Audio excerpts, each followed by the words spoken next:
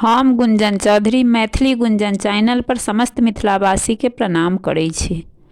आई हम एकटा सामा के गीत ल क उपस्थित छी। कोने भैया रो पला आमोन जामोन, कोने भैया रो पला गुलाब, गे माई कोने भैया रो पला आमोन जामोन, कोने भैया रो पला गुलाब, गे माई कोने भैया रो पला अरहुला फूलबा, तोरी तोरी सामा के चढ़ाब, गे माई कोने भैया रो पला अरहुला फूलबा, तोरी तोरी सामा के चढ़ाब, गे माई फलना भैया रो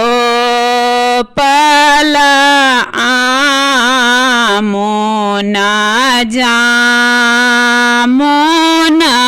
फलना भैया रो पला गुलाब, गे माई फलना भैया रो पला आमोन जामोन, फलना भैया रो पला गुलाब, गे माई फलना भैया रो पला अरहुला फूलबा, तोरी तोरी सामा के चढ़ाब, गे माई फलना भैया रो पला अरहुला फूलबा, तोरी तोरी सामा के चढ़ाब, गे माई कथी डाली तोड़ब, आमोन जामोन, कथी डाली तोड़ब गुलाब, गे माई कथी डाली तोड़ब, आमोन जामोन, कथी डाली तोड़ब गुलाब, गे माई कथी डाली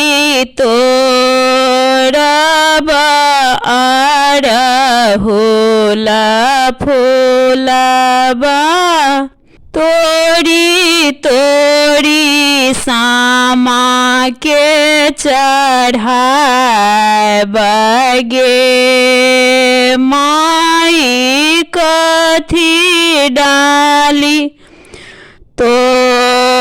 तोड़बा अड़हुला फूलबा तोड़ी तोड़ी सामा के चढ़ाबगे माई सीकी डाली तोड़बा आमोना जामुन रूपे डाली तोड़बा गुलाब गे माई सोने डाली तोड़बा अड़हुला फूलबा तोड़ी तोड़ी सामा के चढ़ाब गे माई सोने डाली तोड़ब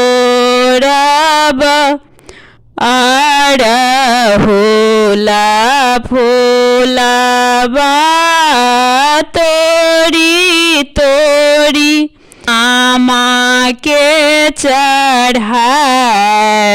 चढ़ाबगे माई जुगे जुगे जीवथु भैया दुलरुआ भौजी के